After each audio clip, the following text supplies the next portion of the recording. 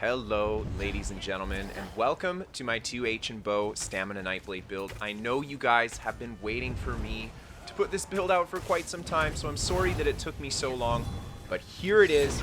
And this one, well, this one's good. That's all I can really say. It's really good.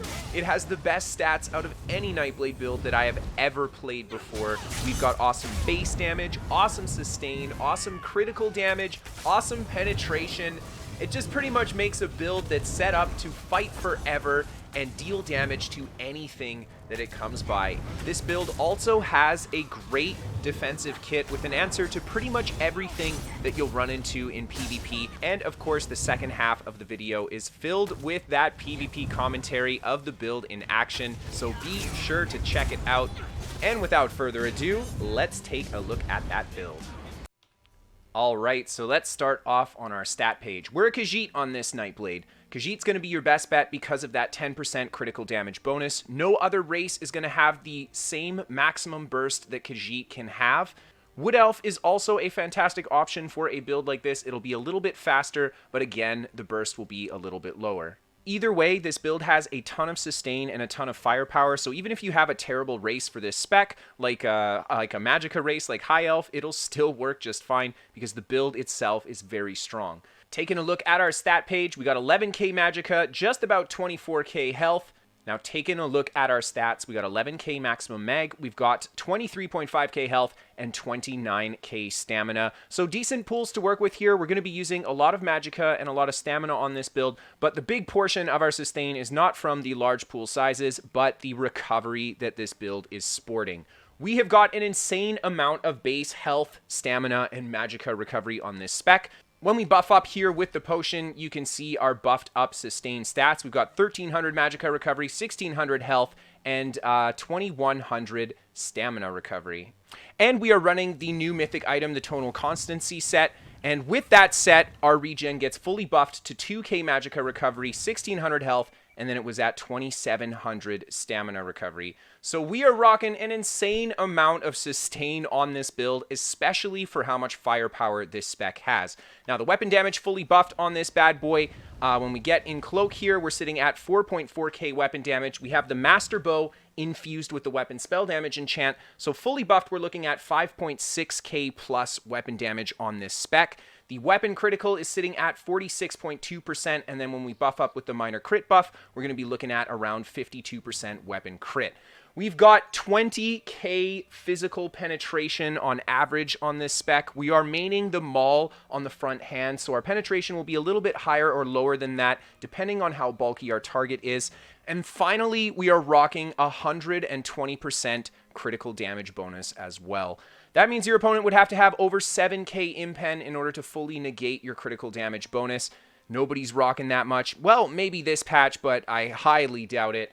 So yeah, all in all, this build has got everything. It's got the base stat to deal damage, the crit rate, the critical damage, and the penetration, and just a ton of sustain to go with it, making this one of, if not the most impressive Nightblade build just from the statistics side that I think I have ever played. Now our physical spell resist on this build is nothing crazy. We are in medium armor, so 19k of both, and then the crit resist is 2600. We are rocking full divines, and the base crit resist of the new patch is 1300 plus our CP, and that is literally all we need. This is more crit resist than I used to run on my burst builds previously, so there we go. Now, taking a look at the Mundus, we have got the Shadow. This is definitely the Mundus to go. 19% additional critical damage just pushes our maximum burst higher than any other Mundus would allow us to get. So yeah, for the burst game in PvP, this is definitely the Mundus you want to go with, especially if you're rocking full divines. And then for the food, we have got the Artaeum Takeaway Broth. This is to give us max health, max stam, health recovery, and stamina recovery. One of the best food options for a very stat-dense build like this. And taking a look at the potion for the build, it is your Restore potion. Restores all three of our resources, health, magicka, stamina, and gives us the major recovery buffs for all as well. Yep, playing into the really awesome sustain that this build has. Very important potion to use. Now, let's take a look at the sets that we have on to achieve these amazing stats on the Nightblade.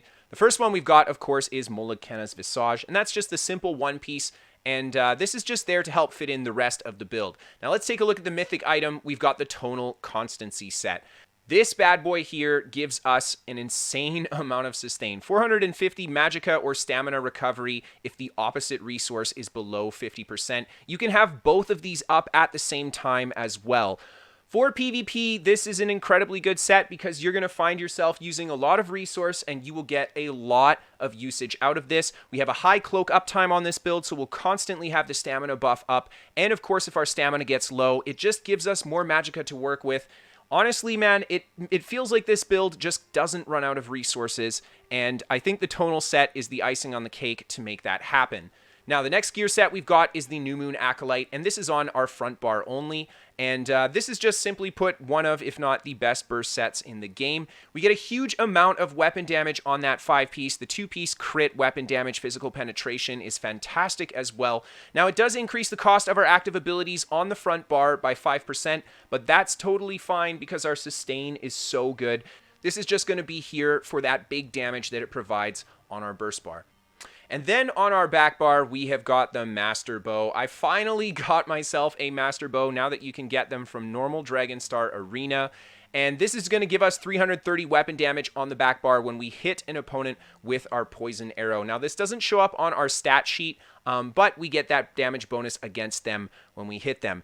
This is also an infused bow, and we have the weapon spell damage enchant on it as well. So if we throw a poison injection on someone with this bow, we gain the equivalent of 1,200 weapon damage after our bonuses have been applied to it. So a huge amount of bonus damage setting our combo with this bow, even if we don't use the poison injection.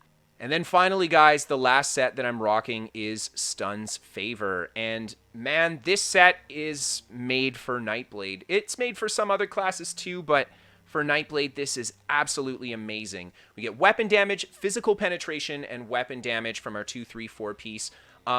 That's great for our build. And then the 5-piece, when we deal damage to an opponent who's off balance, we get 5k additional physical and spell penetration for 10 seconds. Now, this is really good because there is a cooldown on off balance, but it's when you apply damage that you get this buff. So if you set your opponent off balance, you have 7 seconds to deal damage to them, and then when they're no longer off balance, you still have 10 seconds of this buff, and then there's only a 5-second period, theoretically, where you wouldn't have this buff up. Now, if you take into fact open world PvP and how often you'll be throwing random attacks at people and setting people off balance with your roll dodge, you will have an incredibly high uptime with this set. And then the icing on the cake is the Nightblade's primary spammable also sets our opponent off balance if we hit them from behind. So yeah, this is just a great set. It's going to give us a huge amount of damage, and the amount of penetration we have this patch is just, man, we can cut through tanks, and you guys will see it in the footage. No one is safe from this build. Now, let's take a look at the traits we've got on the spec. The Master Bow, of course, is infused with that weapon spell damage enchant. I went Nirnhoned on the Maul with the Disease enchant. It's kind of up to you what you want to go for here. You could go Sharpened for that overkill on the penetration. It will be a little bit more damage, but I like Nirnhoned as the kind of mix between damage and healing, especially since we've got New Moon on the front bar for that big weapon damage boost as well. And then for the jewelry, this is huge, guys. I'm running infused jewelry on every single piece, and we've got 2 of the new Tri-Stat Regen enchants. These are such a big deal. And the reason is because you get free health recovery out of these versus using any other enchant. If we were to put just raw stamina recovery and then raw magicka recovery here, we would get the same amount of sustain out of this, but no bonus health recovery on top. This patch healing is pretty bad. This Nightblade's healing power is not terrible, but it's definitely not enough to keep the Nightblade going by itself. And that is why we focus so heavily on health recovery this patch, because it gives us that supplementary healing over time that the healing nerfs have kind of taken away. And then the last piece of jewelry here is a weapon damage glyph, and please don't be upset that this is a green ring. I just didn't have the mats at the time to upgrade it, and I was like, yeah, whatever. But yeah, infused with the weapon damage here, if you want to take this build into the no CP campaign, I would recommend putting another sustain glyph on here as well. For the CP campaign, honestly, we have so much sustain here, you could even add another weapon damage glyph instead of a regen glyph if you wanted. And then for the gear, we have got 100% full divines with maximum stamina and chance, just for that damage. That's it. Just nothing but damage on the gear traits there. Very nice. And of course, guys, we have got 5 pieces of medium armor, 1 piece of light armor, and 1 piece of heavy armor to give us the highest maximum stat that we can get on this build. Alright, so let's take a look at the skills we're rocking on this bad boy. The first ability we have is Surprise Attack, and this is going to be your primary spammable for the build. I'll buff up so you guys can see the tooltip on it. 10.5k on our Surprise Attack, and that is not including our Master Bow infused enchant buff as well. This is going to be a huge amount of damage against pretty much everything. This will also reduce your opponent's armor by 5%, stacking with the 20% that we get from our maul. So 25% armor reduction on our front bar, which is awesome. And then, of course, we can set an opponent off balance, and it stuns them if you hit them from the flank. This is a big change to Surprise Attack this patch, and I'm going to be perfectly honest, Nightblade was feeling a little bit lackluster last patch, but this makes Nightblade really dangerous, and this makes Nightblade feel really strong to play this patch as well. I'm not going to say it's overpowered, but I really do like this change, and it makes it so you really have to be careful when you're fighting a high damage Nightblade, because they can hit you with a big damage attack and stun you at the same time, so you have to keep your guard up. Now, the next ability we have is Ambush. This is the primary gap closer for the build. It also applies minor vulnerability, so it's a great part of setting that damage combo for this spec as well. And then, of course, we get an Empower bonus when we use Ambush too. So the combo you want to use with this build normally is a bow heavy attack. Of course, you'll be in cloak, the bow heavy attack, and then weapon swap to the front bar. You're going to ambush into your target and then light attack and hit them with either your surprise attack or your ultimate if they're not paying very much attention and you think you can get it. So that is pretty much it, and that Empower adds a lot of extra damage to that combo. Just whatever you want to do coming out of the ambush. I just like it. Nightblade, like I've said before, is set up to be the king of burst, and these skills reflect it. The next ability we've got is Camouflaged Hunter. This is going to be access to our Major Savagery buff on our front bar, as well as Minor Berserk when we hit an opponent from the flank. Great synergy with our surprise attack. Lots of reason for us to aim for the flank of the opponent for this build. And last but not least, this is our only form of stealth detect on the build, so if you need to pop another Nightblade, this will come in very handy. And then finally, we got Rally as our primary heal. This is going to be the Major Brutality buff and the Minor Endurance buff, both fantastic for this spec. And then it's going to be that burst heal getting stronger as you kind of let the rally go on before you recast it.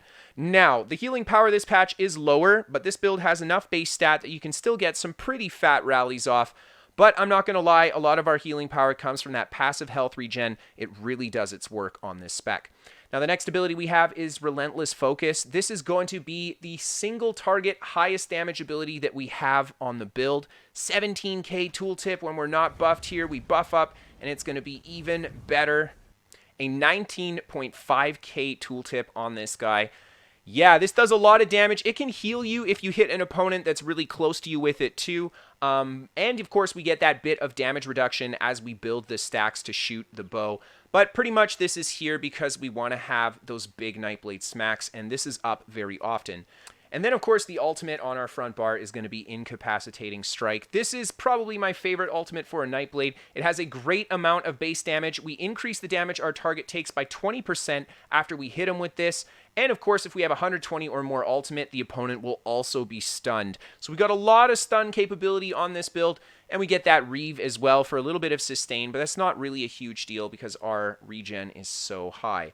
Now, taking a look at that back bar, the first ability we have is Poison Injection. This, of course, is here to just put that initial dot on your opponent and to buff up with the Master's Bow. Now, sometimes you actually won't go for the Poison Injection with this build. It's only if you have a target that you know you're going to want that extra pepper to take down. Otherwise, you know, hitting out a stealth, you probably are just going to skip the Poison Injection altogether. So this is really there for those more troublesome targets more than anything else. Now, the next skill that we have is Race Against Time, and this is here for that snare removal that it provides, and of course, the Minor Force buff. We get the Major Expedition buff as well, which is nice to help keep us mobile without expending stamina. So all in all, a great mobility / damage increasing skill. Now, the next ability we have is Vigor, and this is going to be kind of your primary heal for the build. I like the combo of Rally Vigor on this build with all the health regen because we're actually packing a lot of healing power. So we can take quite a bit of punishment on this spec. As long as we don't get spiked too hard, we can usually heal it away. And then the next ability we've got is Shadow Image, and this is one of Nightblade's best abilities. With all the counters that we have to stealth in the game right now, I think the combination of the snare removal from Race Against Time, the teleport that Shadow Image gives you, and the stealth from Cloak is how you really play the kitey style Nightblade, and it allows you to just have a strong counter to pretty much everything for that kite style. Now, the Shade, of course, is going to apply Minor Maim to whoever it's shooting at, and then you can teleport back to it once you've set it down. You'll see in the gameplay that this is probably the single most important survival skill that we have on this build. Now, the next ability we have is Shadowy Disguise, and this, of course, is our access to stealth, the signature of the Nightblade. And this will also make our next attack coming out of stealth be a guaranteed critical strike, which is fantastic for this critical damage focused build. Now, stealth itself is so powerful in PvP, and we have a lot of sustain, so we have a really high stealth uptime on this spec.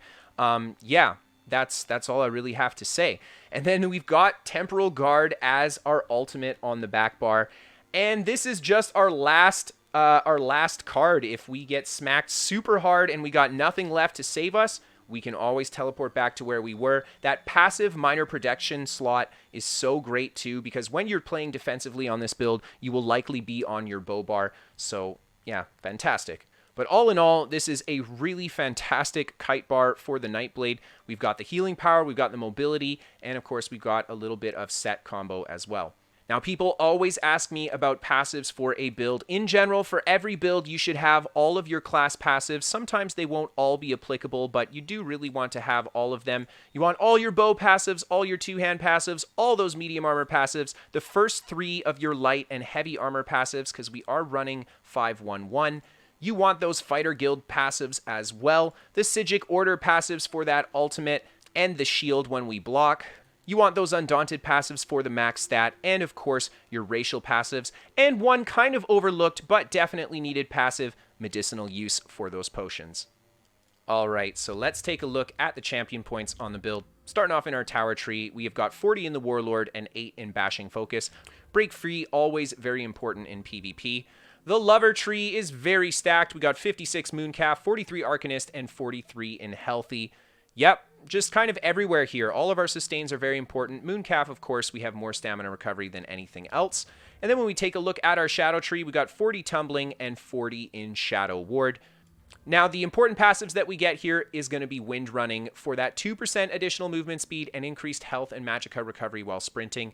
Now, taking a look at our blue tree, we've got nothing in the Apprentice. In the Atronach, we've got 81 in Master at Arms and 39 Physical Weapon Expert. Very common burst setup for the Atronach, giving us access, of course, to Tactician. When we roll, we set the opponent off balance. Very important to have this, especially with our Stuns Favor set. If you guys are in no CP, don't worry. You can still set opponents off balance by attacking with your surprise attack. And then in the Ritual tree, we got 49 Mighty, 45 Piercing, and 56 in Precise Strikes. Fairly even spread here. I focused a little bit more on Precise Strikes because we are a critically focused build. The important passives we get, of course, are going to be Perfect Strike for that weapon crit, Exploiter for the 10% bonus damage against an off-balance opponent. Very important that we have this. And then finally, Last Stand for that major heroism when we fall below 20% health. Definitely not something we can overlook. And then taking a look at the Steed tree, we've stacked this one pretty good too. 61 Ironclad, 52 Resistant, with 24 Spell Shield, 24 in Medium Armor Focus. Nice and even spread. Big focus on reducing the amount of burst damage and critical damage that we take. Those are going to be our biggest weaknesses, is opposing burst essentially in PvP.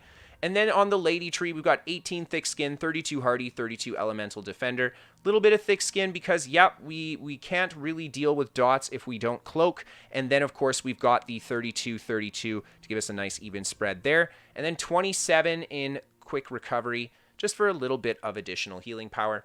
And that is the build, guys. All right, ladies and gentlemen, let's jump into that PvP commentary. I've got a handful of fights for you guys, starting off with quite a long one that I had inside this keep here. Now, during the commentary, I'm going to do my best to try to cover the different combos that you want to do with this build offensively and defensively. So here we see the basic offensive combo, the bow heavy attack into the ambush, the light attack, surprise attack, and the bash on the end. You don't really need the bash anymore. It's not as good as it used to be. But it's a little bit of extra pepper on top, and there you see the effectiveness. We quickly bring down a player with that, and I do a bit of a kite as we strafe back here, making sure to utilize the roll dodge and just keeping my buffs up and keeping my heals up. I get popped, unfortunately, going in cloak, and as one of the players comes up the staircase there, and I come around the corner here, hit this guy with a huge ultimate, and then a couple surprise attacks to the back of the head, and we bring that guy down, and right away, I just reset my buffs, attempt a bit of a res there, but I see the pet poke me and think it's a player, turn around, and it was a good idea to turn around here, I think. And then as I enter cloak here, I do a bit of a fake to the doorway, change directions, and get behind this guy and open with that light attack into the ambush and throw the ult on him. That minor vulnerability from the ambush allowing us to put a huge pepper into that Templar, and we just bring him down. Now I'm kind of just camping the bodies down here. I actually managed to pull a Nightblade out of stealth there, and I throw a couple arrows at him, but I don't want to commit to anything just quite yet. I set the new shade down, and this is absolutely important on this build that we keep the shade down when we have so many people around us. Sometimes cloak will not get us out of the problem, so having the shade to teleport to is going to help a lot. We managed to get a bash off on this guy here. We actually have a friendly EP player running around here somewhere too, and he managed to get a kill there. I put the pressure into the Necromancer. There's the EP player. Unfortunately, he went down, but we get a huge combo on this Sork there, hitting him with the stun, the second surprise attack, and right away we're just flexing that dangerous damage that this build has. We can use our offense to quickly turn a fight around, and there you see they managed to get the res, unfortunately, and I'm unable to put that body down. I try to get the ultimate as I come back around the corner here, and then I go into the cubby, and then we just fake again as we enter stealth, change directions, and I try to open on the back of this Necromancer again, or sorry, this enemy Templar here, I believe, and he's just throwing down a lot of AoE to try to pull me out of stealth. Now I put some good pressure into this enemy sorcerer here, and lots of blue coming up, and I'm in a dangerous spot here. I don't have a shade down, so I'm forced to try to escape without teleporting. We get the block on the meteor there, and I just managed to enter cloak. Weird little roll, man. I didn't even really intend to do it that way, but we finally set the shade down, and now I'm very low resource, but I go for the combo on this guy there. I don't stick it. I go for the roll dodge instead. Fake again with the stealth, the direction change, our ultimate, our light attack into our surprise attack, and you see everything crits there. We just bring the guy down from almost full HP. Just bash this guy to stop the res, and we set a new shade down as the old one has expired. Now it looks like we have another EP player that's run into the fight here, and he's going to help us out a little bit more. I again just kind of do my best to kite around the group here. I thought I would get stunned by that time stop there, but it did not. That's why I just bashed the air. And we set a new shade in the corner here as the old one's expired. As we redo our buffs, you kind of just want to make sure you add the shade to your buff rotation, especially if you're fighting in a close quarter like this, where you've got the tower to kind of rotate around. You're always going to be in range of that shade teleport.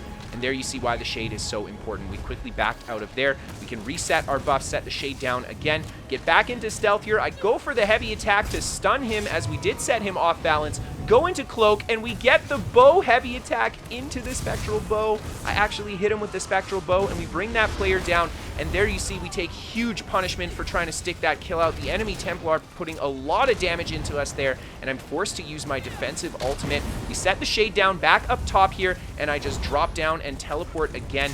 It weirdly teleported me to the location of my last shade. I don't really know why, but I'm not going to complain.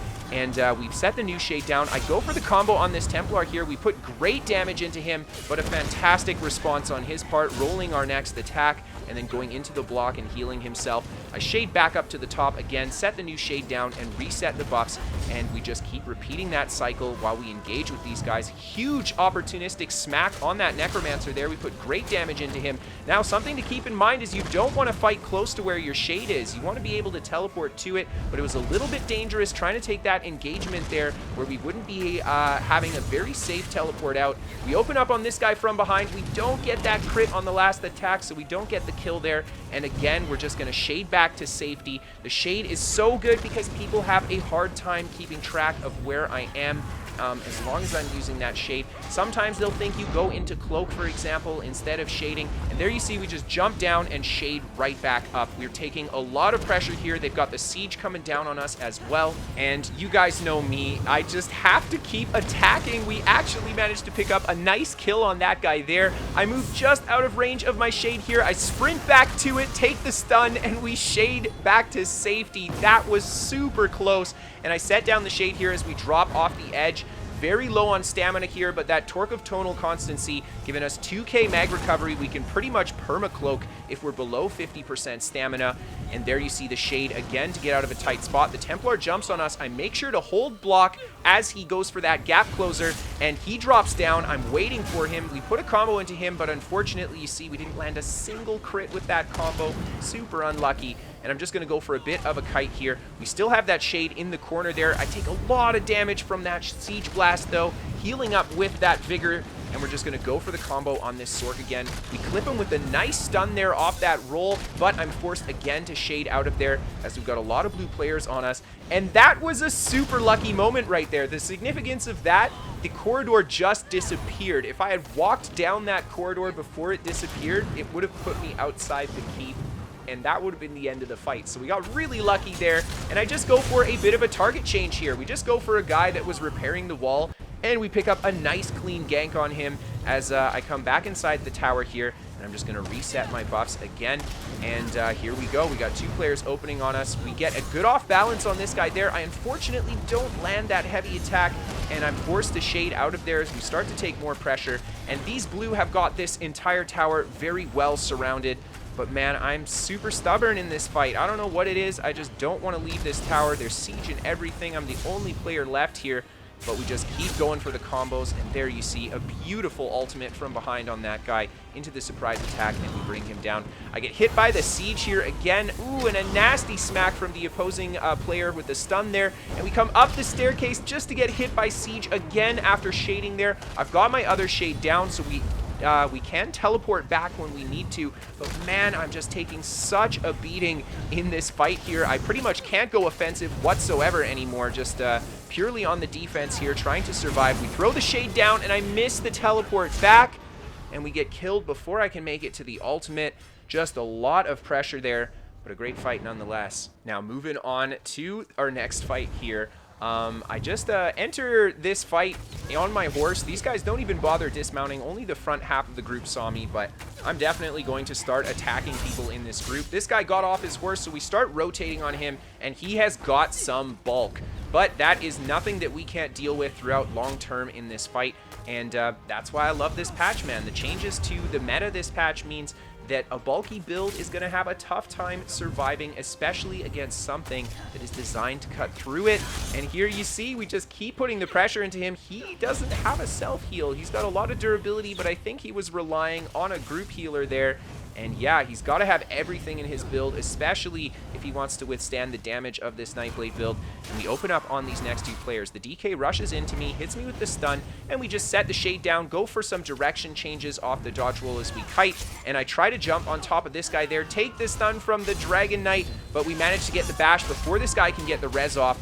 And man, we just cut through him there. He had a bit of bulk to him too, but he was not ready for the amount of burst that we could throw down. We hit this guy with the interrupt there, and we right away start going for damage. He responds really well with the roll into the block there, and he heals himself up, and I just back off to reset my buffs again here. Just shade back behind him. Using the shade, even in a one-on-one, is absolutely fantastic. It just changes your position in the fight, makes you very hard to track. There you see we hit him with an 11k Spectral Bow, I think, against quite a tanky target. That's not a bad smack at all. And we get the off-balance, partial charged heavy stun on this next player that engages in the fight there. I hit him with a bit of a combo there, and he's trying to throw the Templar bubble on me, but I have CC immunity, so he's got to wait till that's done. We hit him with a great stun there off our light attack ambush, light attack into surprise attack combo, and we just keep the pressure up on this enemy Templar that's come into the fight here. I go for that heavy attack. He is off balance, so we get the stun there. And there you see we managed to bring him down as the other player just tries to keep the pressure on us there. And throughout that fight, I think we really got to see where Nightblade excels with its fast, cancelable attacks. We're just dodging everything and keeping up offense as we do it. And now we've got just this last guy to work with here. Now I'm pretty low on resource, and you can see I'm purposely trying to burn a bit of extra magicka to get my stamina recovery up a little bit higher. There we get the opportunity to hit him with a super big ultimate. And we give him a couple pokes, and we bring the last guy down. And I've got one last fight here where I go on a little bit of a gank spree in the back of this blue Zerg. And yeah, all in all, I think Nightblade is in a really good spot this patch. Stamina Nightblade felt really strong to play, and it was a lot of fun. This build didn't feel weak against anything really. And the amount of firepower that we have now that we have the stun attached to our spammable, even out of stealth, I mean, it's just made Stamina Nightblade amazing. And there you can see why, because when we land those big combos, we're stunning players in them, and that is so deadly. So I'm looking forward to seeing the Nightblade apocalypse begin. Is it going to be the best class this patch? I honestly think Stamina Nightblade is feeling up there. Speaking of Nightblades, if you guys want to send in a build to be featured on the channel, or if you've got a sweet clip that you want to send in for the top 5, you can send that to KristoferESO@hotmail.com. If you guys want to keep up to date with my stream times and shenanigans, you can follow me on Twitter. Check out my Twitch for those live streams.